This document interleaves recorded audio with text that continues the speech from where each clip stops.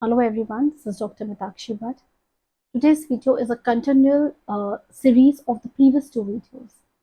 In today's video, we're going to specifically talk about attaining clarity on goals and values of your ideal customer.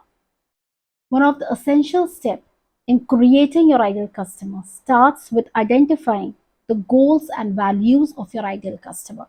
Why? Because this can be used to create content which resonates with their lifestyle, preferences, opinions, attitude, uh, ideologies, intent, etc. Now, when you focus on your ideal customer, it strengthens your brand proposition, which becomes more accessible. Please remember, values too also have to be identified along with the goals. As marketers, not just sell their products or the services, they sell their dreams and their ideas too. Knowing who you're trying to reach is pivotal, as it not only helps to understand the needs of your audience, but also the wants and how do they want to engage themselves online. Now, every person is different, hence, their opinions, their way of perception too is also going to be different.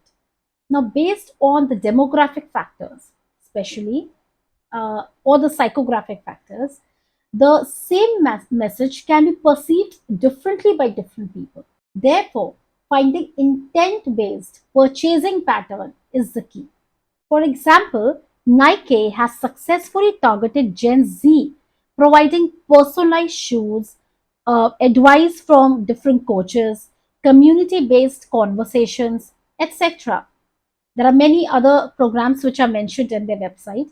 Now, a target audience or the desired customer persona that is good with half marathon ambition would use Nike Run Club app, where the target customer would get all the data to help him reach his goals and values of self achievement and improvement. Values are associated with the stories of the audience. Stories have stood the test of time also. Now, people do not just buy products or services, as I said earlier, they buy the outcomes. Therefore, it is very essential to find out the value your organization is bringing to the marketplace. Now, how do you understand that? Simple.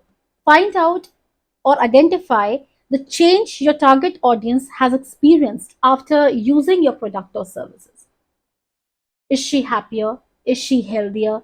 Or you may ask similar questions in a similar kind of a pattern. Now, this shift from the before state to the after state is what your buyer is actually buying. This is known as the statement of value.